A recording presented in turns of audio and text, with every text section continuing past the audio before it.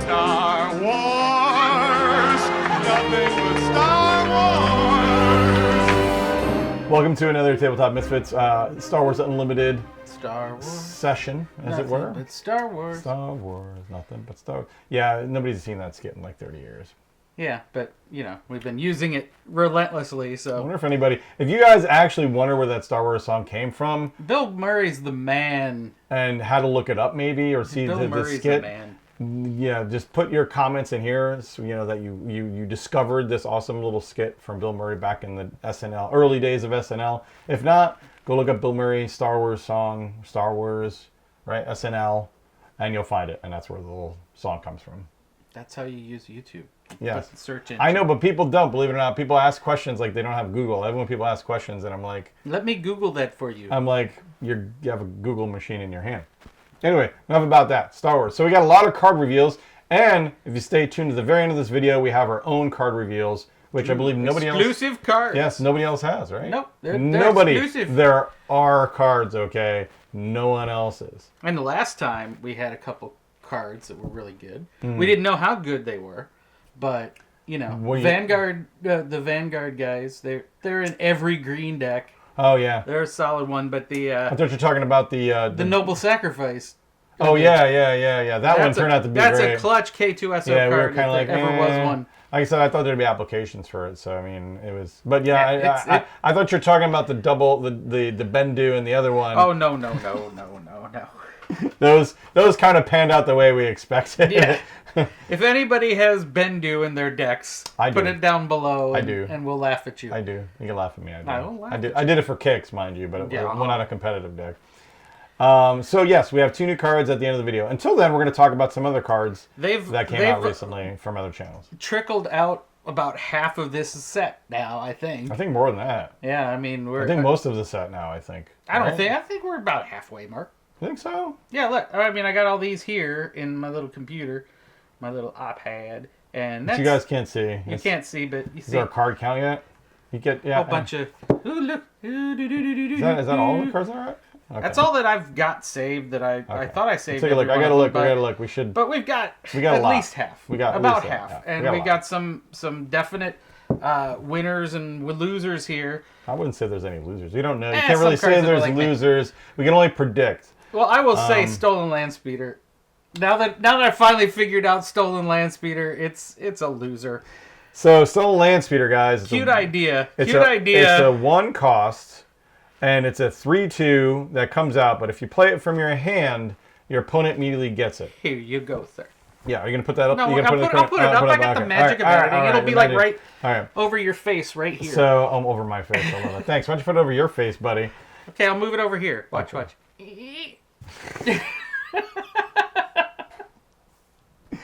Oh, we're already going off the rails. Yes. So anyway, so it's a 3/2 that comes out for 1, but when you play it from your hand, your opponent gets control of it. And the bounty on it is, if you kill it, you basically get it back. So you own the card. This is terms that go to people who play Magic. But if you own the card because you own the card, when it dies, it goes back to your discard pile because you own the card. So then you get to play it free from your discard pile, and it gets a +1/+1 token, an experience token. So it becomes a 4/3 for free as long as you can get it killed. Now, of course, they take control of it, so it's tapped immediately. So you can kind of kill it pretty quick. Yeah, you got one round before it can attack you. Yes. Although it's still a 3/2 that someone's getting, and you have to waste a unit to nuke it to get a 4/3. It just seems like a long road to get a 4/3 unit on your side. Yes. For 1. Yes. It seems like a lot. It seems I think this will see play. I was talking about this because I had to double check my definition of bounty. However, if you play it from the top of your deck, like with Ezra, which is funny because Ezra is a thief, right? So yeah, if he steals the Stolen Landspeeder. Yeah. So either like play it from the top of your deck with a card like Ezra, or there are cards in the new one that'll take other cards from the top of your deck and put them in the smuggle. And then you could smuggle out. Yeah, you can smuggle out cards without smuggle values if you have the right card. But it won't get but the thing is, when you play it either of those ways, it doesn't get the +1/+1 token. But still playing a 3/2 for 1 would be great. Especially if we get it from Ezra. So I think it'll have it just seems like a long road. That's my thinking. It's like, oh yeah, it's 1, but it does seem like a niche card. I mean, I could see it. I could see it being useful maybe, but it's still hard to say. I don't think this is going to be a knockout card. I'm going to say it could be. It could have. I think it has some niche applications though. It's not going to be a knockout card. I don't think it's going to dominate anything. But no, that's definitely a weird card that I think we've seen. What's the other one? Let's go. Blew my mind a little bit. What I don't like, I tell you, the only complaint I've got, you got Kira as a leader, and it's a dark side card. You know, it's a villain, but her actual card is a hero card, so you can't. She was redeemed. But in the end, if you remember... She wasn't exactly all that evil to begin with. In the end, she was technically a villain because she took control of the syndicate and she was working for Maul. Right? I mean, yeah, that's bad. But she was not good. Literally... Just because she helped Solo for a little while. Just because she had a job she didn't like. Who doesn't have a job you don't like? She's still technically a villain. I mean, come on. Yeah, well. I know you like Cobb Vanth. Let's go over these. Let's go over the big cards that came out. Yeah. So Cobb Vanth was one of my love Cobb Vanth. He'll appear here.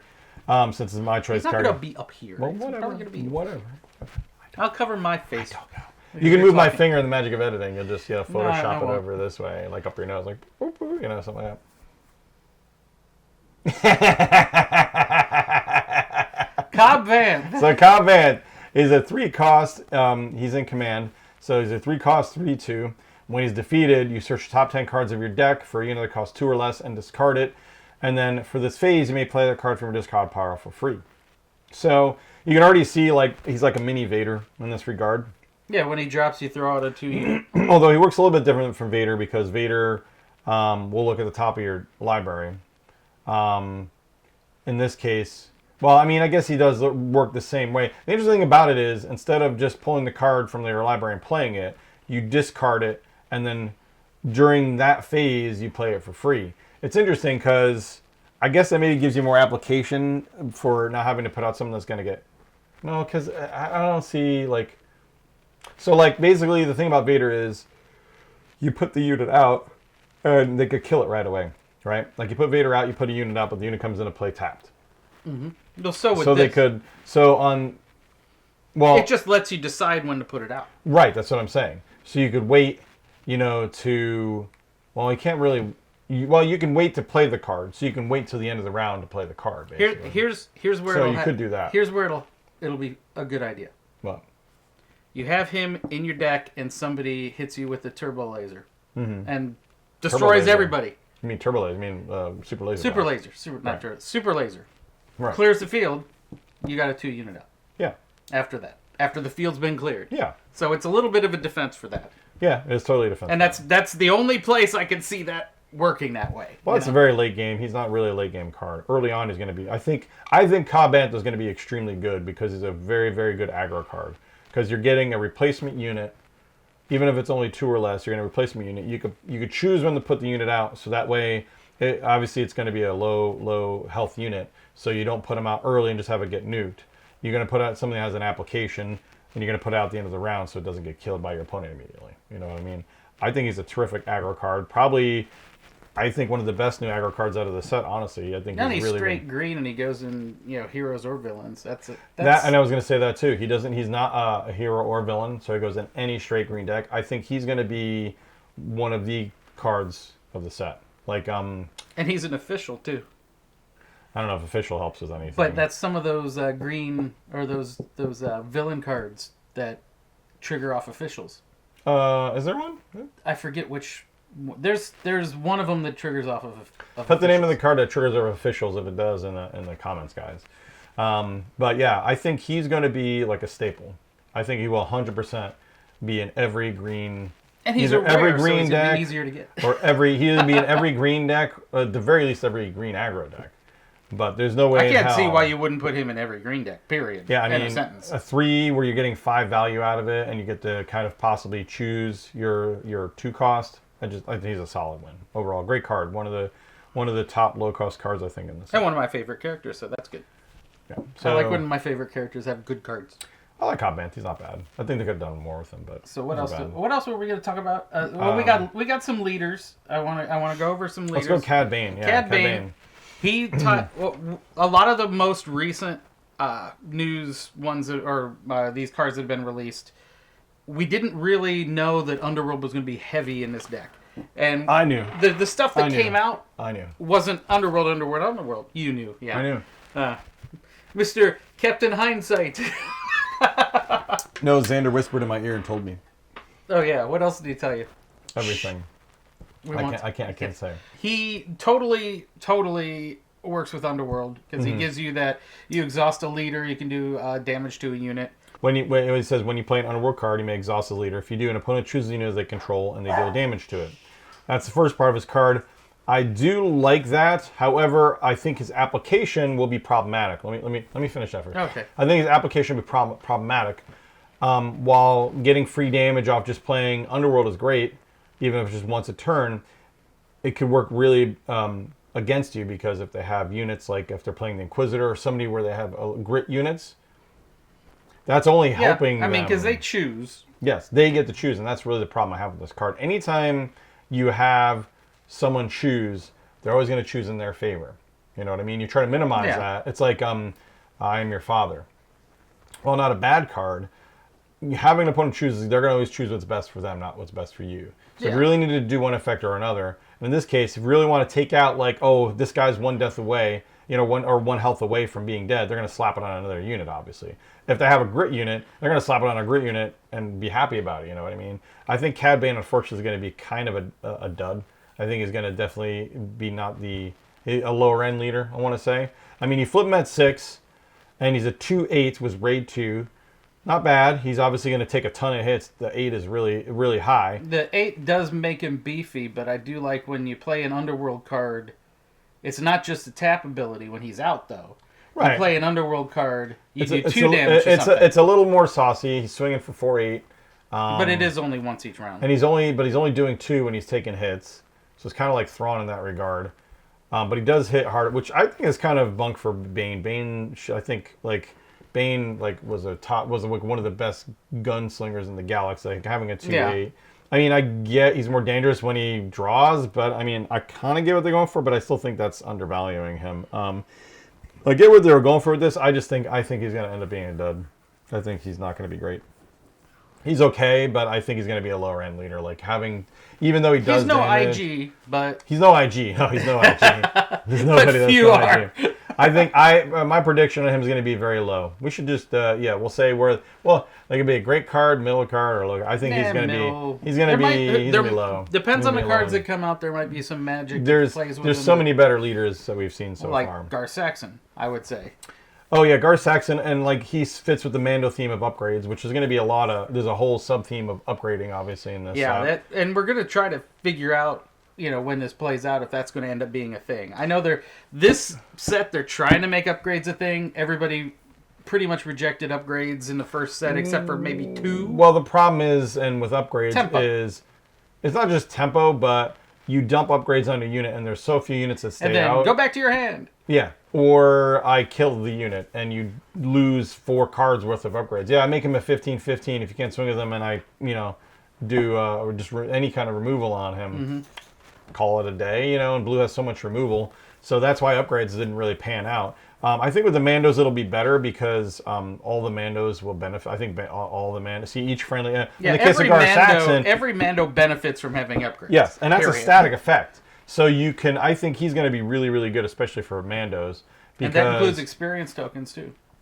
Yes. And shields. Yes. So they're all going to get a +1 no matter what. And so he's going to be great for aggro because all your Mando units are going to have that bonus. Everybody gets +1. Yeah, and you're just going to dump them all. So instead of going high, as you say, going tall in Magic, you're going to go wide, but all your wide is going to get buffed, too. I think he's going to be a really, really... I'm thinking he's going to be the key to a He's going to be really. He's really going to be. There's nobody else is going to be. I'm predicting the curve on him is high. I think he's going to be really, really good. Think he's going to hit meta? I don't know. Maybe because he's blue. We got to see more Mandos. So he's going to have enough removal for sure. And his other side is not bad either. He comes out at 6. The only thing that holds him back is he comes out in 6. But I do like he's a 4/7, which is beefy. Each friendly upgraded unit gets +1/+1 and gains. When defeated, you may return an upgrade that was attached to this unit to its owner's hand. That's pretty good. Right, so when he's out, every one of those things that die, your hand gets a bunch of upgrades. I mean, he doesn't come out till 6, but his static ability is so good. It's just so good. I mean, getting a +1/+0 just for any upgrades, and most of those upgrades cost like 1. You can make it an upgrade heavy deck, and with all the new upgrades coming out, you're going to have a ton of upgrades. I think he's going to be high. I think he's going to be very good. I think he's going to be up there. And bounties are considered upgrades. Yeah. If you put a bounty on it. There's so many different ways to work with it. I mean, yeah, no, I think he's going to be great. All right, let's talk about the big one. Oh, these are what I call the Chicken Little cards, because the first one that came out, everybody was like, "The game is dead! Oh my god!" Ah! I don't think it was that bad. Oh, there was a lot. You don't follow the Facebook group as much as I do. I follow Reddit, and, I'm out. I'm selling my cards. This game's over. I don't think it's that bad. So it's Rivals Fall. You pay 6, you defeat a unit. It's very straightforward. Yeah. You're paying one more. It couldn't be. It really couldn't be any more straightforward. There's 3 words. You're basically paying defeat a unit. You're paying one more to get rid of a leader. Now, I could see people's problem with this only because a lot of leaders come out at 6. So it's like I could see it being, okay, I put my leader out, okay, Rivals Fall, have a nice day. However, you are still paying 6 to get rid of that leader.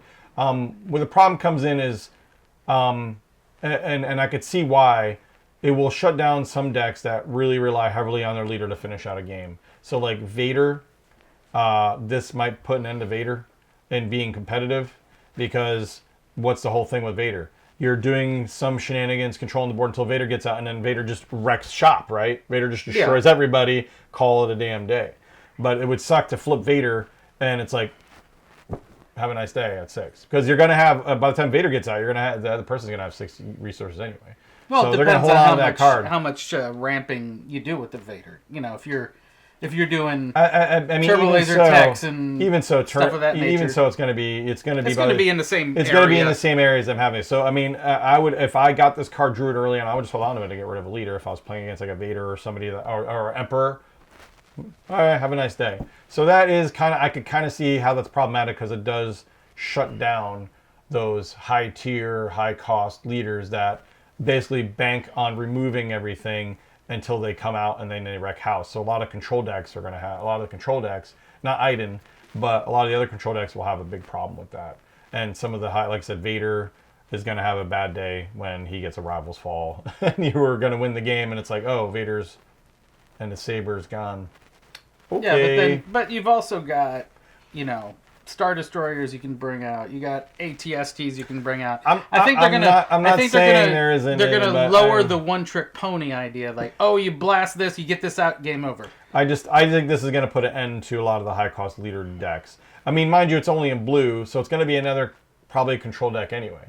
But I could see Gar Saxon being an aggro deck and then having this in there to handle any big league threats that come out easily. Having 3 of them in there. It is a really good card. Largely, though, it's going to be used to end basically any kind of high-cost leader decks that rely on their leader heavily to come out and kind of clean house and wreck shop and close the game out. And it's going to be like, yo, done. Yeah, but to be fair, too, the first round, if you play it right, you got them playing a couple cards before you dropped your leader out. So you're not going to lead with dropping your leader out. Well, no, but they're gonna wait for it though. They're gonna wait for it, I mean, I guess you can kind of bait them to pass a lot, but like, if they're not getting their leader out, like if you're passing and they pass and they don't get the leader out, they're just taking hits. You know what I mean? Like I said, I think it's that's gonna make people more cautious. I think this will be a probably an auto include. At least 1 or 2 of them in decks that will... Every blue deck. At the very least... It's going to be sideboarded in it will be sideboarded. It will be sideboarded. You'll see it sideboarded in every blue deck, and then once they play a Vader or an Emperor, they're just going to slowly just... Yeah, once you see who you're playing and what you're playing, you're going to be like, okay, 3 Rivals Fall is going in this deck. And that's going to be it. And that's going to ruin that kind of meta for them, I think, in a large way. Let's talk about the next one. Yeah, I like this one a lot. This was the next... Oh, my God, we're over the first card now. Yeah, Crate Dragon. Crate Dragon. Yeah. 9 costs. Yeah. 9. Yeah. I've never had a red deck get 9 resources. No, it's cool. It's not a Star Destroyer for sure, but it's a 10/10. It's got Overwhelm, which is great. And then when an opponent plays a card, and here's really the catch, you may deal damage equal to that card's cost to their base or a ground unit they control.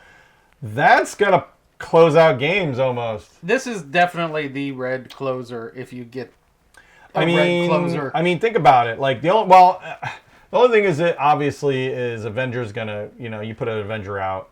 Well, I mean, if it's the only card out, they're not gonna choose it. But I mean, outside of removal. Okay, let's say outside of removal, you get this out and it stays out in any way and you don't have a way to remove it, you're screwed. You're like done. He's going to swing for 10. He's going to kill everything on the board. And then you put something out. You play a card and it's like, hey, more damage to your base. Yeah. I mean, think about it. Yeah. So at that point, especially when he comes out, that late game, they drop an Avenger. Like if you put them out and they drop an Avenger, even if it's going to get rid of this, you're still doing how much is an Avenger damage-wise? Or how much cost-wise? Like what, 9, 10? Something like that. You're doing 10 damage to your, and they're going to pick your base. That's probably going to end the game that late in the game because you're going to kill yourself, and then they're going to swing at you they for can't 10. literally can't put out a unit other than small units, and even then you're taking damage to your base because they're going to pick a base almost every time, right? Oh yeah. Unless you just want to get rid of the unit, like I said, an Avenger drops, you might, unless it kills them or gets them extremely close, they might just kill the Avenger at that point. You know what I mean? Mm-hmm. It's gross. It is a very, very gross card. I like it a lot. Oh, I didn't even think that. So it's like, oh, I'm going to play the Avenger. Oh, yeah, well, you're going to do that much damage to your base, and no, I'm going to kill the unit.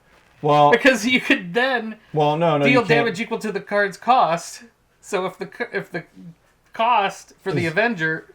I think the Avenger's slightly higher. Oh, slightly higher in hit points? So I think it's... I got to double check myself. I have to look. We don't have all the cards. I got to double check. I don't remember the Avenger's cost. But I mean, I remember the Avenger is like I think a 9 to get out. Maybe it has 10 health or something like that. So it won't outright kill an Avenger, but it'll get it close enough where you can finish him off with a weenie. There's a lot of cards that, but again, the health value is less than the casting value. So, and to be honest, like I said, more than likely you're going to do it to someone's base because anybody's taking 9 to a base at that late in the game, it's probably done. You know what I mean? Yeah. So yeah, no, it's just this is a game ender.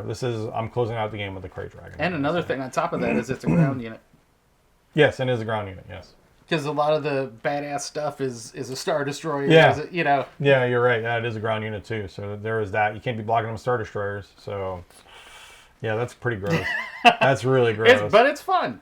Yes. But it's 9 and it's red, and I've never seen 9 resources in my life in red. I assume it's a legendary. Yeah. That's going to be, I think, the card to get for now. I think that's early going to be the most expensive one now that we've seen. I think the Krayt Dragon is going to be up there. That's a high-end card. Because that's a game ender. Yeah. Although it's interesting in red because red is usually... Well, you could use it for like Vader control because he doesn't have a faction either. So you can use it like for Vader control or something. Or Vader aggro, I should say. Whichever. We need something with ramp in it. So, you don't even need it. And then we got Maul. Oh, God. Did we talk about Maul? We have not talked about Maul. Oh, we haven't talked about it. So Maul, I like Maul a lot. Maul. He's a 7 for 7/6. Really, really good stats. With Ambush and Overwhelm. That's really freaking gross for a 7. So we're talking Vader levels of gross. Because he's already swinging for 7 out of the gate, doing damage to your base because he's probably nuking something and overflowing onto something. Mm-hmm. And on top of that, on attack, you may choose another friendly Underworld unit. So it's going to be an Underworld deck. If you do, all combat damage that we dealt to this unit during that attack is dealt to the chosen unit instead. So he gets to live longer. And he gets to throw meat shields in front of him. To the typical Maul thing. That's a great card. That's also going to be... And it's not even... The thing is, though, it's not even legendary. It's rare.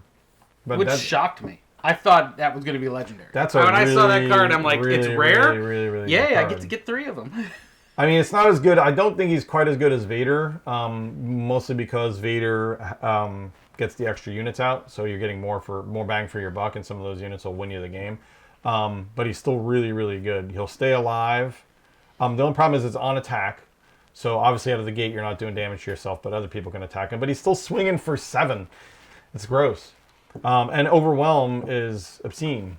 So out of the gate, you're automatically knocking a unit out. He's not probably going to take anything. And he's got ambush, so he could decide, you've got a unit out there with 1 health? Yeah. I'm going to hit that and put the other 6 in your base. Appropriately, though, he could swing at Vader. I think the Vader has 7 health, I want to say. The Green Vader, about 7. I think so he could swing and take out, he's either 7 or 8, but he could swing and take out Vader, and then some chump gets Vader's damage or most of Vader's damage. You get that smuggler who's got a shield on him out there.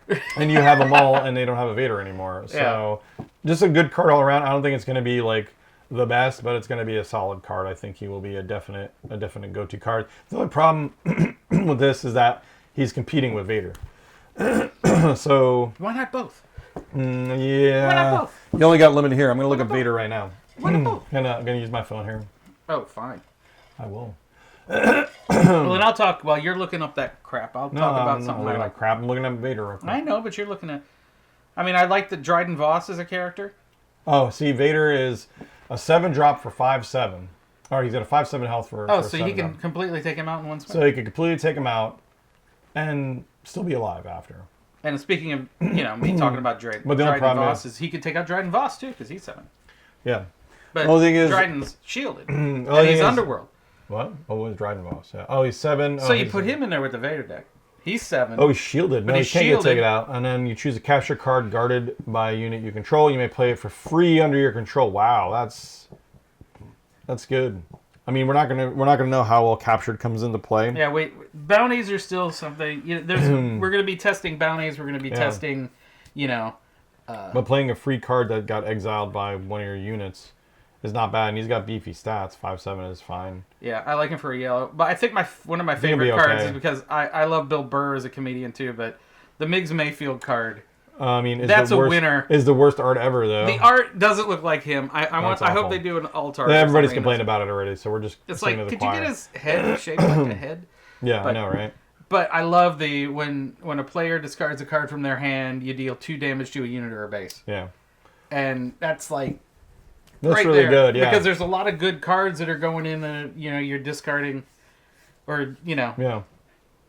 I mean, he's solid. I think he's going to be great. The only problem is that and it's when a player discards a card. yeah, Doesn't matter which one, you may deal 2 damage to a unit or a base. yeah.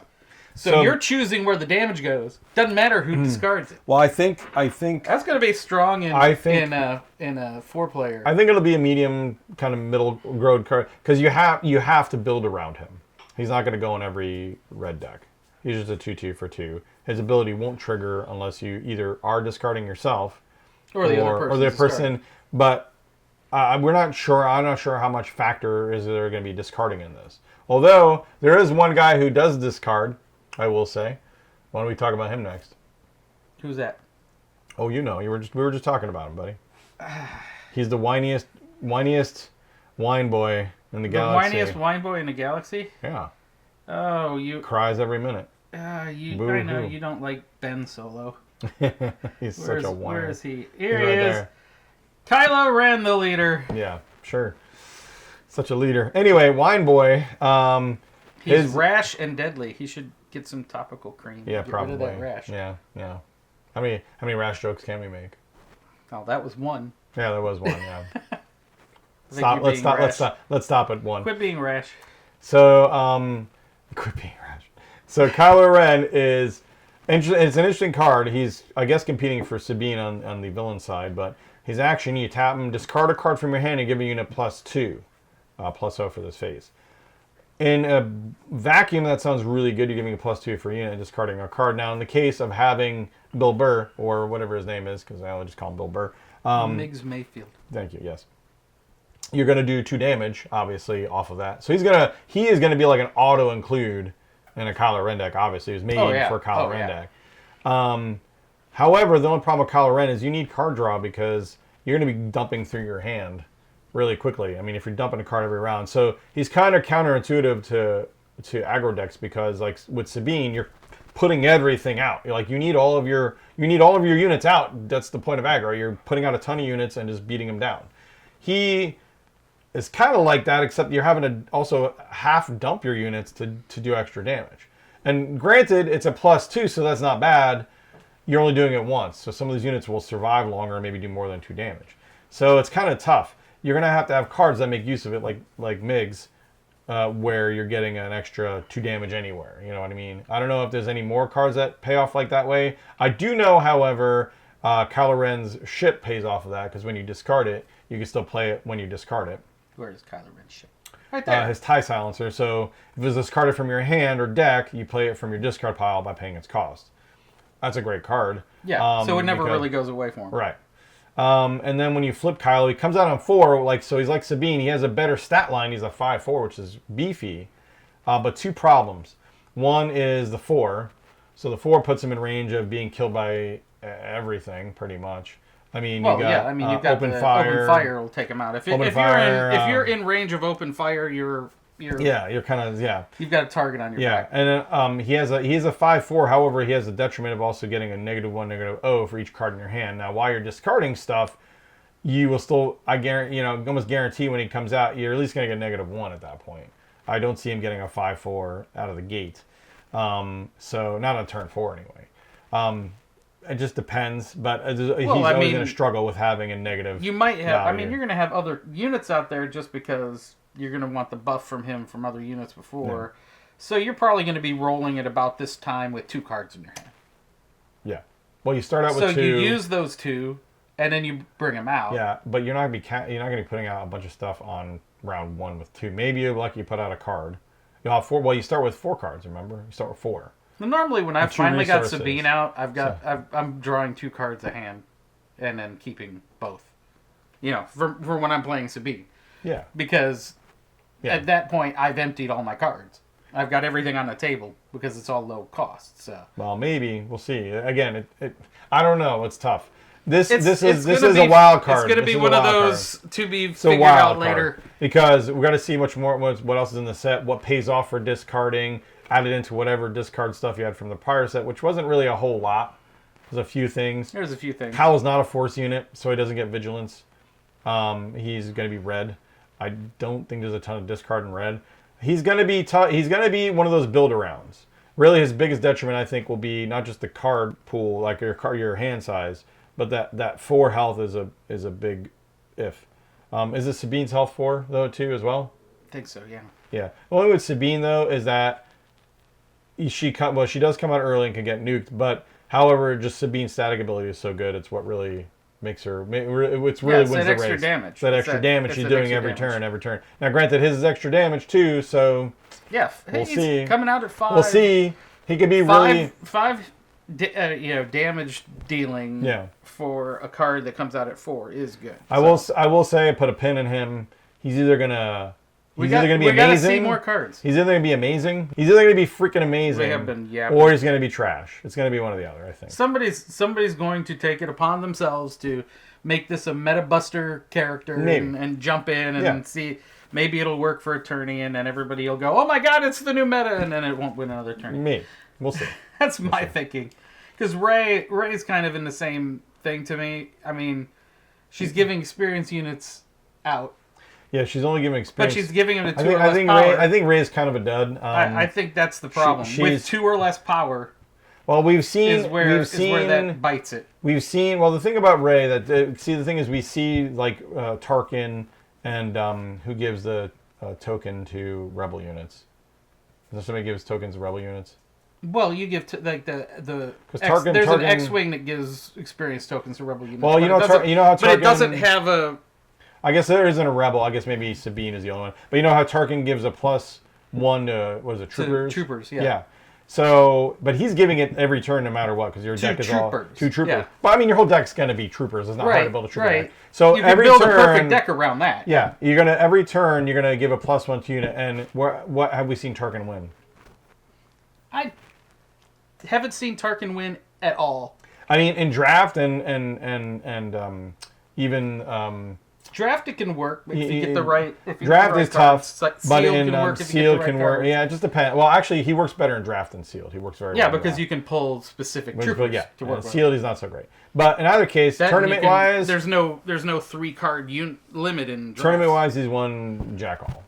And is it for lack of trying? Because I haven't seen him in any tournament lists to speak of. Because he's too slow. The problem is he's only giving a +1/+1 to one thing. Unit every round. But do you think with the next set coming out with all the upgrades, if people are going all in on upgrades, that'll slow the tempo down and make somebody like him I'll play workable. Gar-Saxon and give everybody a +1/+0 just for having an upgrade rather than Tarkin. You know what I mean?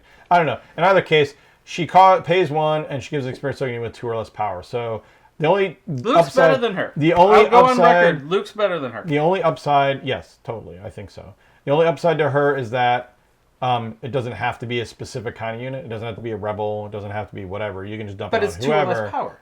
You give it to a 2 unit and then you can't do it again. I will say her stat line's a little low. She comes out in 6. She's a 2/6, which is a little low. However, the Restore 3 is really nice. is strong. The only problem is, like, she has to attack. So I guess you're going to be attacking the base. You're going to want to keep her alive. On attack, she can give an experience tokens unit with 2 or less power. So immediately probably going to give it to herself. So she's going to swing for a 3/6 out of the gate. Because you're immediately going to dump it on her. So she's not bad. Her stat line isn't that amazing, though. But the Restore 3 is pretty nice. But she's only going to trigger it. No one's going to let her stay out for long. So she's maybe going to trigger it Yeah, you twice. got to kill her with Restore 3. You've got to kill her. Yeah, she's maybe going to swing twice. So you heal 6. I'd rather have Iden, who heals constantly. So I think she's okay, but I think she's going to be a worse version of Luke. I don't think she's going to be. Yeah, I think she's definitely a worse Luke. She's going to be. I tell you, one card I thought was cool. I like Given to Your Anger. Oh yeah, the first goad card for those that play Magic. A goad is when you force your enemy to attack. Although usually you have them attack somebody else. Now it's 1 resource. But I honestly would put this in other decks with a penalty. I think it's worth 3. I think you're overrating this card. I think you're overrating this. So what's the purpose for this? The purpose for this is trying to get rid of a low health or a unit that has more utility than damage, right? Right.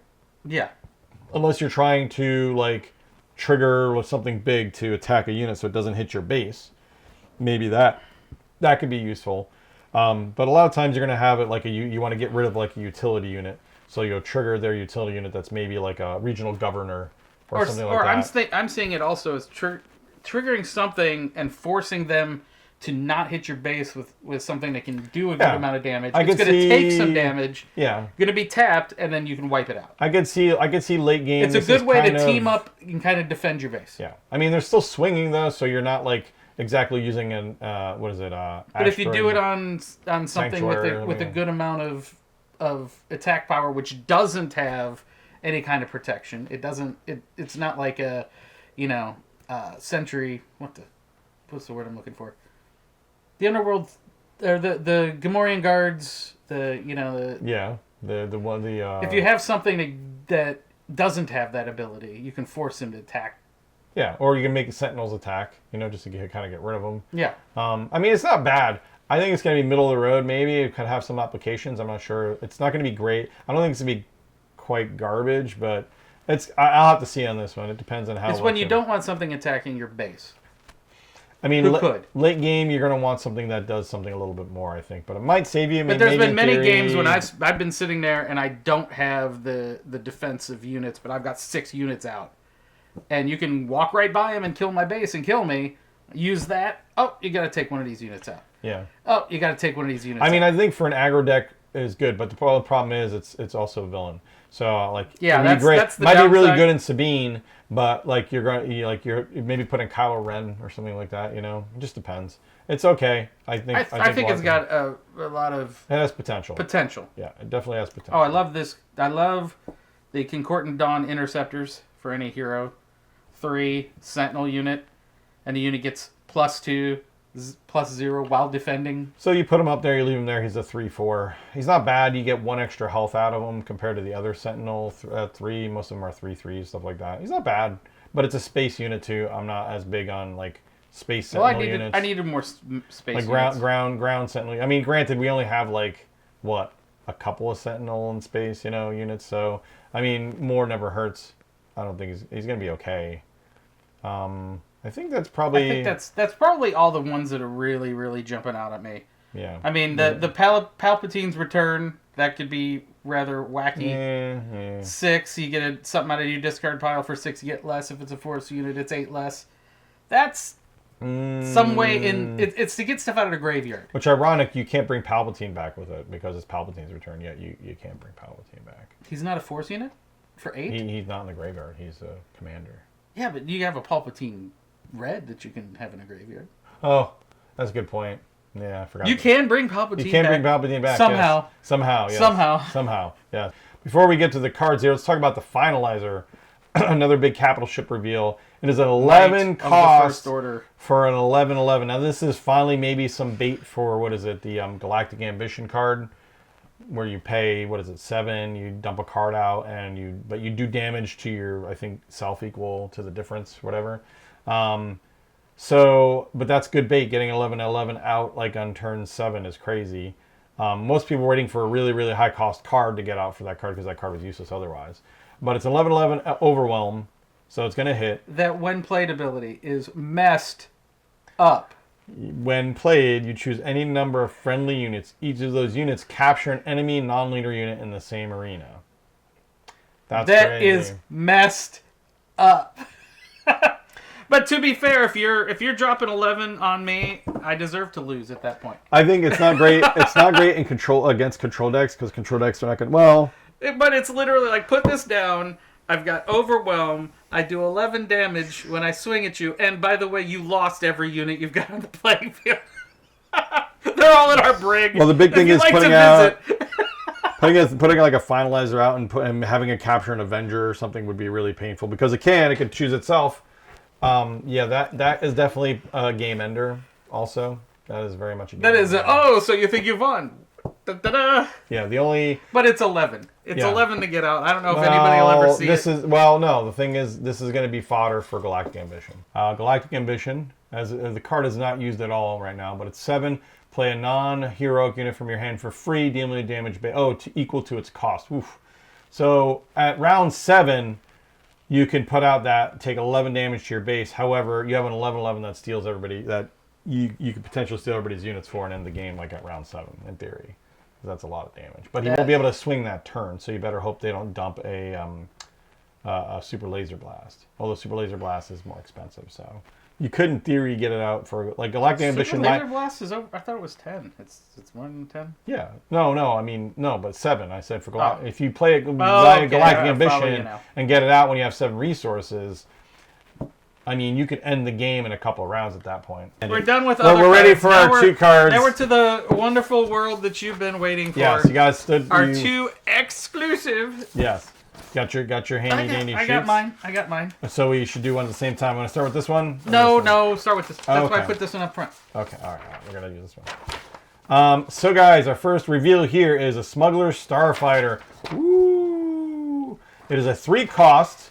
It is a 2/2 vehicle, which doesn't look great to me out of the gate. However, when played, if you control another Underworld unit, you give an enemy unit -3, -0 for this phase. But hoping to be a -3, but at least... Well, that would be an instant kill for a lot of things. I can see why they only make it negative in the power. Yeah. So then something else has to swing at it and kill it and not take any damage. I mean, you're basically going to swing at another unit and do 2 damage for free, likely that early in the game. And it could also be smuggled too, so it could, basically you could chuck it out, although for 4 cost, but it is something you dump out. It's just a 2/2 though. I think this is a little weak. It's not bad, but I think I think this is at best maybe a medium, like a middle of the road card. The 2/2 -3 that only pays off once. If you're building an Underworld deck, which we're just getting some Underworld cards now, it would fit perfectly in it. It would be a great Underworld card. It is an Underworld card. And you can hold it up. I've got the graphic up by now. I like holding it up. I like visual aids. Yeah, see? So, speaking of another ship that I played with in X-Wing. Yes. So the only thing I still say is it gives any enemy unit -3, -0, so that you can pick a ground unit instead of a space unit. I think it's okay. It's not bad. It's not lighting my world on fire. It could make a leader. It's okay. You can do a leader too. It could. It's okay. It's not great. I think it's okay. I think it's okay. It's okay. This next card. I have been waiting for my Inquisitor deck. You like gardeners? My Inquisitor deck is getting 3 of these hairy gardeners. You like gardeners? We got Warshear Tree Tender. These guys used to work on the big trees on Kashyyyk. Yes, they are. He's got a little weed whacker right there. Yeah, everybody hires him. He comes by. Pay him $30. He comes by and he trims your yard. The hard part is when he comes by at 6 a.m. with that leaf blower and just wakes you man, up. It's like everybody in the tree next door is like waking up. The leaf blower's going brrr, and he's going and it's just you can't sleep, kids. It's like, dude, just come on, man. I'm trying to sleep. Can't you come after noon when we're it's awful, yeah, especially on the weekend. Oof. He's a 3 cost, 2 for grit unit. Yeah. He is going right in my Grand Inquisitor deck. He's all three of them. This card was made for. We're getting a landscaping crew in my Grand Inquisitor deck. Because he's not even villain. I mean, I guess you'd have I don't know what the current is Inquisitor is blue, usually going with blue? Because he's red, isn't he? Yeah, blue is his alternate color. You gotta have blue in your Grand Inquisitor deck because of the the other speeder cards. bikes. I think the speeder bike. Speeder bikes, and then you've got the one that you can the upgrade you can give. He was literally made for that. Jump right in my Grand Inquisitor deck. Because doesn't a Grand Inquisitor do 2 damage or 3 damage or something like that? Yeah, he does 2 damage and then readies him. Yeah. And so he's got the 4 hit points, so he's going to stick around a couple. He's got the grit. And he's got the grit, no, he's instant. They literally made this card for Grand Inquisitor. He's going to be gross. Yeah, he's going to be very, very happy putting him in every Grand Inquisitor. Which, by the way, my prediction is Grand Inquisitor, when I play him, this deck. he will be a very difficult deck in the neck. I think he'll be in the meta. He'll crawl his way into the meta. I think he will. If just having 3 more of these grit cards here, I mean, that's huge. Yeah. Because I could have totally loved having 3 more grit cards in that deck. But no, I think he'll blow up in the meta. I think Grand Inquisitor will definitely be. And I heard a lot of similar rumblings from most everybody that he will be. Because he was a really good deck with the card pool that he has now. I think in the next meta, with these tree tenders chopping everybody down, he's going to be crazy. And especially because there's going to be, I think, in this next set, once all these upgrades come out, and upgrades are going to slow the tempo. So... yeah. The question is, will a fast swinging deck like Grand Inquisitor or Sabine without upgrades come in and take the tempo enough to make upgrades worth it? Will putting that many upgrades in your deck, if you're having a Mandalorian deck, will putting that many upgrades in your deck slow you down enough? We're going to see. We're definitely going to have to see. That's a question we will find. That's the number one question, I think, in the next set. Will upgrades really Will upgrades become a thing? Because they weren't a thing, barring basically 2 upgrades. I just want Mandos. I know I want Mandos. I want a Mando deck. Obviously, a lot of people. I want an Underworld deck. Yeah, I'm excited for it, and we'll talk about it another time. But I definitely want a Mandalorian Din Djarin deck. I was disappointed with the Boba Fett leader, but we'll talk about that another time because that's a whole other thing. I've been playing the Mando and on the Force table. Oh yeah. I've been playing. They got the Mando set in because they got the whole list of the Mando, the 2-player starter. Right. I've been playing. What's his name? Gideon. Gideon. I like Gideon's deck. I'm a fan of that deck. I will have to check it out. Yeah, they just spoiled that. Good luck getting cards, everybody. They've already gone. Everybody. Or seen, I would say right now, everybody who's selling them online for more than $120 can please get hit by a bus. Yeah, it's gross. It's ridiculous that capitalism. They're already jacking the price on the next set when they haven't even taken full orders for the next set. So guys, good luck with all your games. Good luck trying to find any stock out there. Hopefully they'll restock soon. Of course, as always, it's only soon. A month and a couple weeks away from release date. God, I'm getting excited. Okay, until then, guys, of course, keep playing, and as always, keep breathing. As always, game on.